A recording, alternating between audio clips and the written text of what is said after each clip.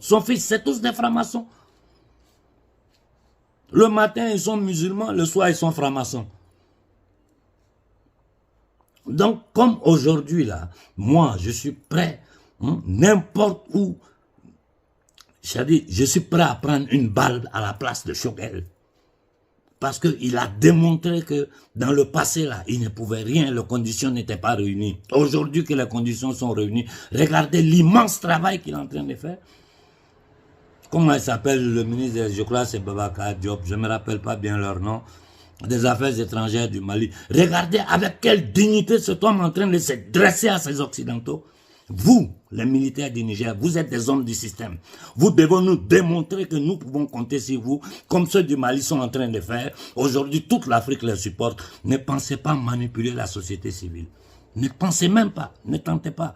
Et j'ai dit à tous les hommes religieux vrais, pas les francs-maçons déguisés en musulmans, ne commettez pas les erreurs que les marabouts ont commises au Sénégal. Aujourd'hui, plus de 80 morts, plus de 80 Sénégalais tués par Macky Sall, plus de 1800 prisonniers. Et Macky Sall aux Nations Unies, il se balade. Pourquoi? Parce qu'il travaille bien pour ses patrons. Les gens essaient de tout faire pour étouffer la résistance sénégalaise. Et les indignes que nous appelons classe dirigeante sénégalaise, intellectuelle sénégalaise, une honte. Vous êtes une honte pour tout le peuple noir.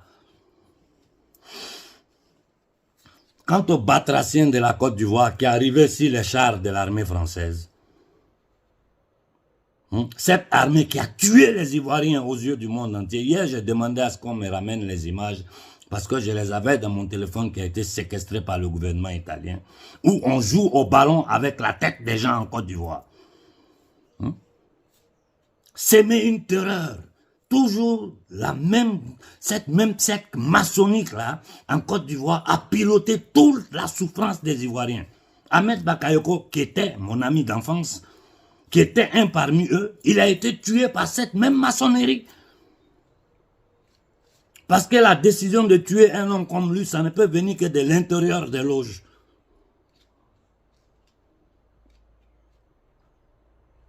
Comment? On va s'asseoir là, des nègres de salon affiliés aux loges sataniques occidentales dans toute l'Afrique. Je vous ai dit, allez écouter la conférence de quelques heures qu'a fait, 3 heures je crois, 3 ou 4 heures, du professeur Gomez, pour comprendre cette pieuvre maçonnique, mafieuse qui tient le peuple africain en esclavage. Vérifiez-moi, jeunesse du Niger, si la société française continue à travailler. Vérifiez-moi tout. Vérifiez-moi tout. Et donnez-moi les informations. J'ai dit à ceux du Niger, ne pensez pas que vous avez gagné quelque chose. Hein. Vous n'avez rien gagné.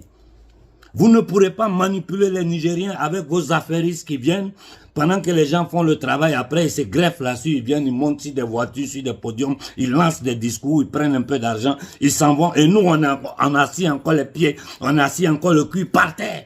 Il faut recommencer tout le travail. Il y a des gens qui m'ont attaqué au Mali, aujourd'hui où ils sont finis.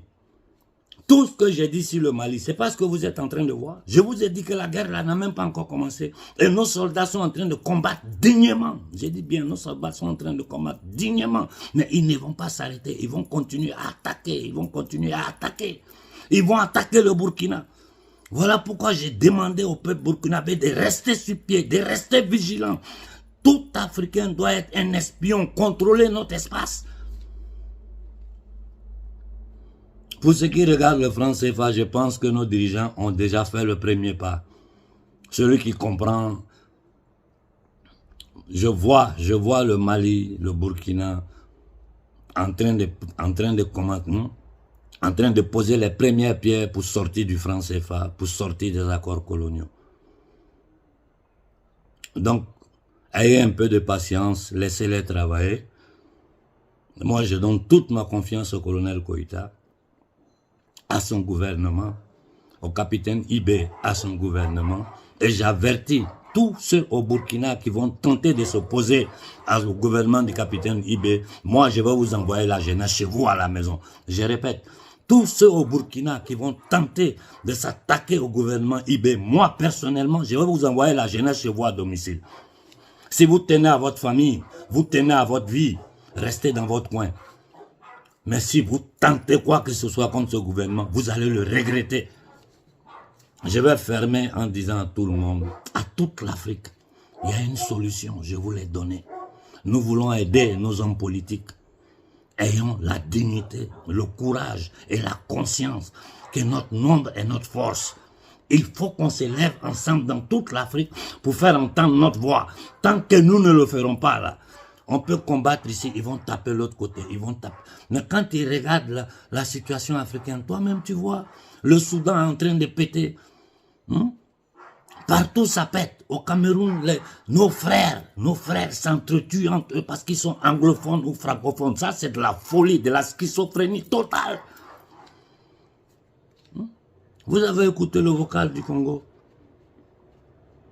En Côte d'Ivoire, ils ont terrorisé les Ivoiriens. Ce petit batracien de Yadéman, fils d'un légionnaire, assassin qui a tué le rêve du peuple togolais.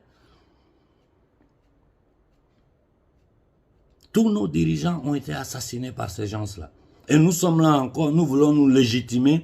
Pour nous sommes légitimes seulement si ces gens-là, ces satanistes, le temple mondial de la maçonnerie satanique qui est l'ONU, nous légitime, alors on est légitime. Nous sommes plus riches qu'eux, nous sommes plus jeunes qu'eux, nous sommes plus forts qu'eux. Avec les alliances justes dans ce monde-là, nous libérons notre peuple. Mais le rôle du peuple africain est trop important dans ça. Je vous en prie, levez-vous en Afrique, levez-vous au Bénin, levez-vous au Togo, levez-vous en Côte d'Ivoire, levez-vous au Tchad, 8 bases militaires sur votre territoire. Au Congo, il est temps de vous lever avant qu'on extermine notre peuple. Il est temps de vous lever avant qu'on extermine notre peuple. Le peuple est souverain, le pouvoir appartient au peuple. Partout où les peuples se sont mis sur pied, le système démoniaque, d'usurier, satanique a reculé. Ils ne peuvent rien contre le peuple.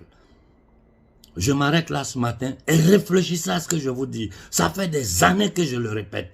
Levez-vous, allez manifester devant toutes les ambassades de France, d'Amérique, de l'Angleterre, partout, pacifiquement, pour dire que nous savons ce jeu-là. Nous connaissons ce jeu. Ça ne peut plus continuer. Vous ne pouvez plus maintenir notre peuple en esclavage. Ça suffit comme ça. L'écho dans le monde là va humilier tous ces gens-là. Parce que les sociétés civiles occidentales sont en train de comprendre la réalité de l'Afrique. Quand je parle en italien ici, les Italiens sont choqués de cette réalité. Parce que leurs médias cachent tout. Ces gens-là sont propriétés de toutes les grandes agences d'information du monde. Mais si nous nous levons en masse, ils ne pourront pas le cacher. Je vais m'arrêter là pour ce matin. Bonne journée à tout le monde et je vous prie de réfléchir sur ce que je viens de vous dire. J'ai donné la solution au problème africain, sans violence, sans armes, pour aider nos dirigeants dignes. Si vous restez assis sur Facebook à liker ces affairistes, aux gens qui essaient de vous dévier en donnant légitimité à un gouvernement voyou, et un gouvernement qui n'a aucune, je répète bien, qui n'a aucune autonomie. Le petit Adema dépend totalement de la France et des entités démoniaques occidentales. Tout ce que les gens vous racontent, c'est des bêtises. C'est-à-dire, ils disent qu'ils sont panafricains et ils sont dans la mentalité du colon. Ils réfléchissent comme le colon. Ils analysent les choses en superficie. Ils n'ont même pas le courage de rentrer dans le fond. Si ce n'est pas grâce à moi, là, ils auraient inoculé toute l'Afrique. Pendant que je menais ce combat, jusqu'à m'envoyer la police à la maison, je n'ai vu personne parmi ces gens-là sortir. Arrêtez de vous foutre de la jeunesse africaine. Arrêtez d'être indigne parce que vous êtes des indignes pour vous comporter comme ça. Vous ne pensez qu'à vos intérêts personnels. Aujourd'hui même la France crée son panafricanisme. Ça c'est trop ça. Bonne journée à tout le monde.